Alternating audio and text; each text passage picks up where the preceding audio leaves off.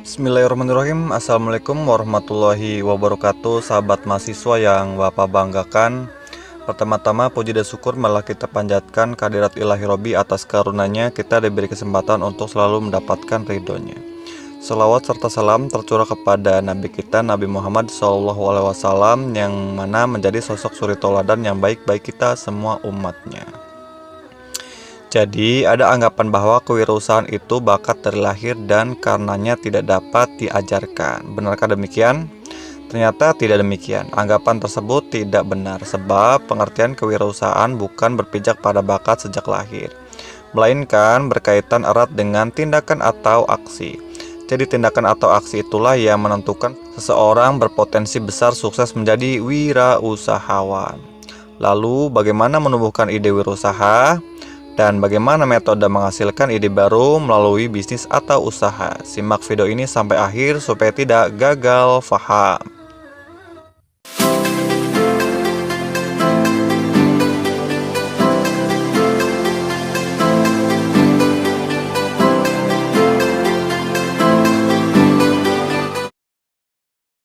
Jadi poin pembahasan yang pertama di sini yaitu menumbuhkan ide berwirausaha.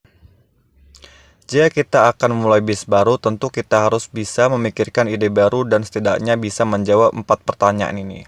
Pertanyaan pertama, produk atau layanan apakah yang akan kita buat dan itu untuk siapa? Pertanyaan kedua, mengapa harus usaha itu? Mengapa calon customer harus membeli dari kita? Apa yang akan kita berikan jika ternyata produk itu belum ada? Bagaimana kompetisinya? Apakah keuntungan yang akan kita peroleh dari kompetisi itu? Ketiga, apakah kita mempunyai sumbernya? Apakah kita akan mendapatkan order? Apakah order itu datang segera? Dan pertanyaan keempat, siapa pasar kita? Lantas, dari manakah ide untuk mulai bisnis baru itu berasal?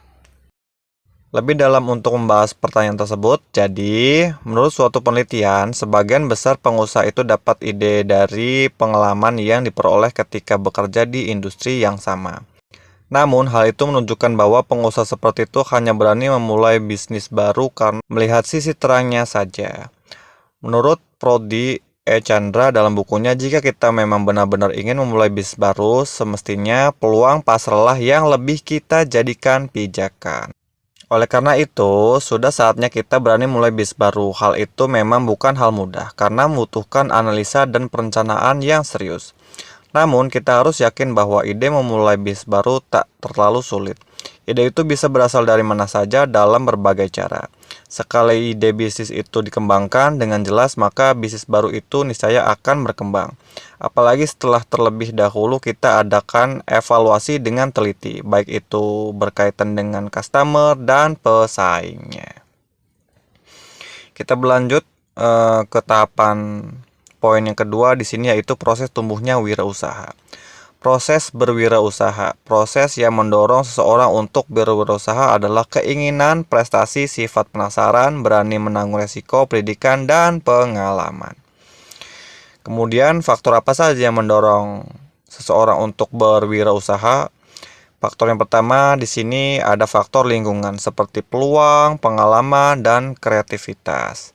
Proses yang kedua dari proses faktor untuk menumbuhkan berwirausaha di sini yaitu proses pemicu. Proses pemicu ini ada 3 poin. Yang pertama, tidak puas dengan pekerjaan yang dijalani sekarang. Yang kedua, pemutus hubungan kerja, PHK atau belum mendapatkan pekerjaan baru. Yang ketiga, proses pemicu dari faktor-faktor memulai bisnis baru di sini yaitu minat terhadap bisnis karena orang tua, saudara juga memiliki bisnis tersebut. Itu faktor-faktor yang mendorong seseorang untuk berwirausaha atau memulai berwirausaha. Kemudian tahapan yang ketiga di sini ada proses tahapan pelaksanaan dalam wirausaha. Nah, tahap pelaksanaan di sini ada 2 poin. Yang pertama ada tahapan proses awal dan tahapan pada proses pertumbuhan. Pada proses tahapan awal untuk berwirausaha di sini yaitu yang pertama sudah siap mental secara total. Yang kedua, adanya komitmen yang tinggi terhadap bisnis. Yang ketiga, adanya visi untuk mencapai tujuan. Dan sedangkan pada proses tahapan pertumbuhan untuk pengembangan usaha di sini yaitu yang pertama pembentukan tim kerja yang kompak, yang kedua strategi usaha yang mantap, yang ketiga adanya produk yang dapat didistribusikan atau dipasarkan, yang keempat atau yang terakhir kebijakan pemerintah yang mendukung pada usaha atau segmen bidang usaha yang kita sedang jalani. Oke, berlanjut ke poin yang keempat. Di sini ada inovatif atau kreatif ya dalam pembahasan menumbuhkan ide baru. Jadi perbedaan kreatif dan inovatif secara singkat dapat dipaparkan sebagai berikut. Jadi pengertian dari kreatif yang pertama di sini dalam usaha di sini yaitu kreatif sama dengan atau kreatif adalah memiliki daya cipta atau berdaya cipta. Jadi bisa kita cirikan yang berdaya cipta itu seperti menciptakan sesuatu yang berbeda dari yang lain. Itu poin yang berdaya cipta yang pertama atau kreatif. Yang kedua, ciri dari kreatif di sini yang berdaya cipta adalah menghubungkan ide-ide atau hal-hal yang tadinya tidak berhubungan. Contohnya dari kreatif atau berdaya cipta di sini yaitu contoh ide kreatif dari perusahaan CV Sumber Air Jaya menghasilkan produk air putih dengan kemasan plastik yang praktis, dicirikan tutup anti tumpah. Jadi dari ide kreatifnya menumbuhkan kemasan yang lebih praktis dengan produk kemasan kompetitor.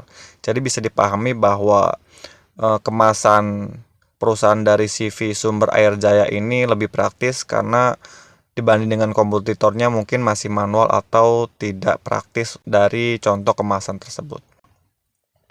Nah, untuk pembahasan inovatif yang membedakan kreatif dan inovatif, yaitu inovatif sama dengan atau inovatif sama dengan berdaya perubahan. Jadi apa itu berdaya perubahan? Cirinya dari inovatif. Poin ciri yang pertama dari inovatif di sini yaitu menciptakan sesuatu belum ada menjadi ada. Yang kedua, pembaharuan atau menciptakan sesuatu yang sama sekali berbeda dari sebelumnya. Contoh inovasi di sini yaitu usaha atau CV Mineral Jaya meluncurkan produk baru dengan CJ lebih besar. Ide inovatifnya mengevaluasi kuantitas CJ produk lebih besar dari produk sebelumnya yang telah dibuat. Jadi seperti itu. Jadi bakat kreatif dan inovatif dapat dipelajari. Misalnya setiap perusahaan memiliki strategi untuk menarik konsumen dengan berbagai cara. Di antaranya, contoh yang bisa dipelajari yaitu bila konsumen membeli 2 buah produk akan mendapat 1 produk tambahan. Yang kedua, cirinya atau contohnya yang bisa dipelajari dari inovatif dan kreatif dari usaha orang lain yaitu diskon.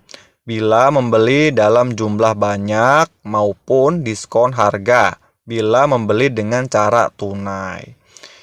Ciri berikutnya yaitu menurunkan harga produk atau jasa. Kemudian bisa juga gratis bagi pembeli perdana sampai pembeli kelima dalam suatu produk yang kita jual.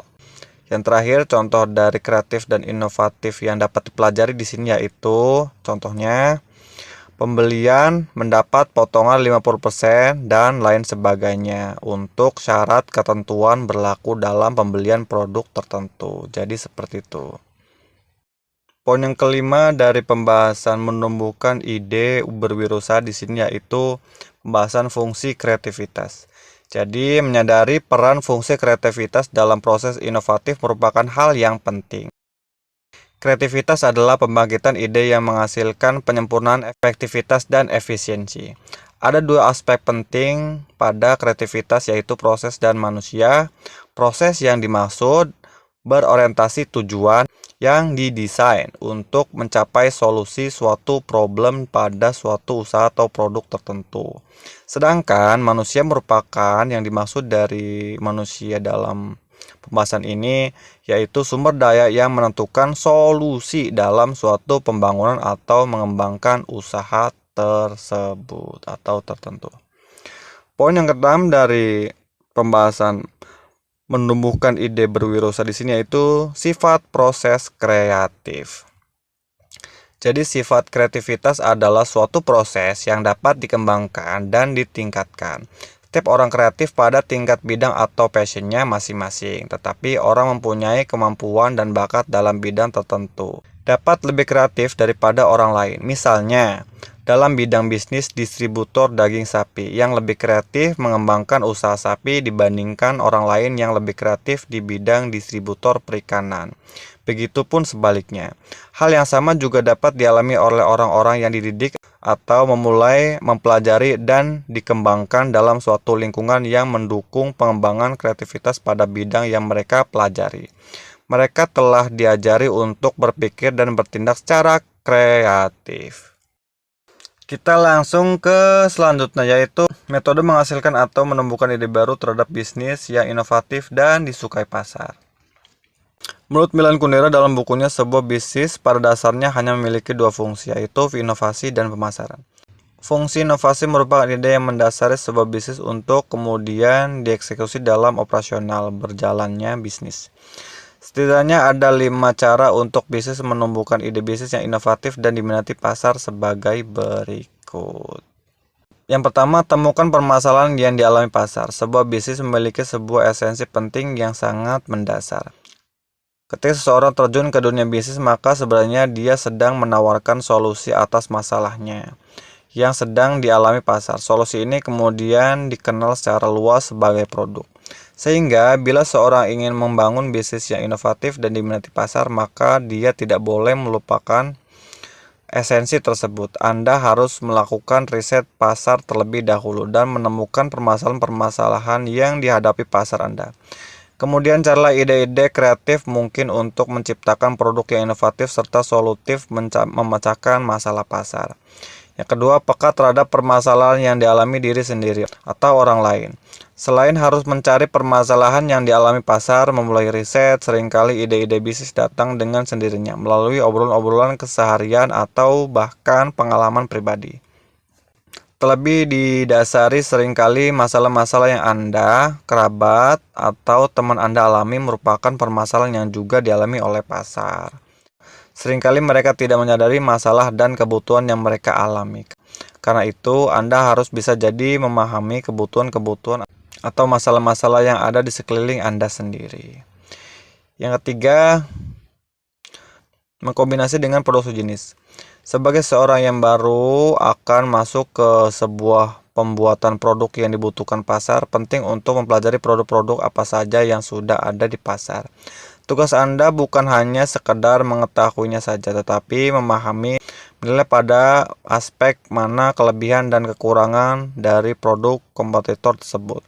Aspek-aspek seperti keinginan pasar terhadap produk yang sudah ada tetapi belum terwujud juga menjadi catatan penting yang harus Anda miliki.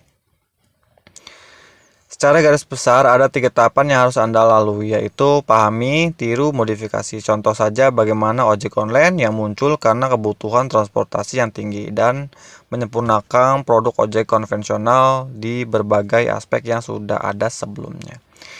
Yang keempat, uji ide bisnis Anda. Bila pada poin-poin sebelumnya Anda memerlukan riset pasar untuk menemukan masalah atau kebutuhan yang dimiliki pasar, pada poin ini Anda disarankan untuk melakukan pengujian akan ide-ide yang telah Anda temukan. Apakah ide Anda dapat diterima pasar dan memecahkan masalah atau tidak. Yang kelima atau yang terakhir, dari metode menghasilkan atau menemukan ide baru terhadap bisnis yang inovatif dan disukai pasar, yaitu belajar dari tren masyarakat. Pola konsumsi masyarakat seringkali sangat dipengaruhi oleh tren yang dikembangkan. Misalnya saja beberapa waktu lalu sempat viral jajanan es boba serentak di pasaran. Ingin membeli produk tersebut dan mulailah bermunculan pengusaha-pengusaha untuk menjadi produk yang sedang tren tersebut. Namun, tantangan di sini adalah untuk memodifikasi produk yang sedang menjadi tren dan diminati pasar. Bila Anda tidak melakukan modifikasi, maka produk Anda akan sama dengan kompetitor yang lainnya dan sangat sulit memenangkan persaingan. Karena itu, cermati bidang tersebut dan berikan aspek-aspek produk yang inovatif dan lebih unggul dari kompetitor. Jadi seperti itulah pembahasan mengenai membangun ide dalam berwirausaha dan metode untuk mendapatkan atau menghasilkan dalam menumbuhkan ide baru terhadap bisnis yang inovatif dan disukai pasar. Kurang lebihnya Bapak mohon maaf. Wabillahi taufiq wal hidayah. Assalamualaikum warahmatullahi wabarakatuh.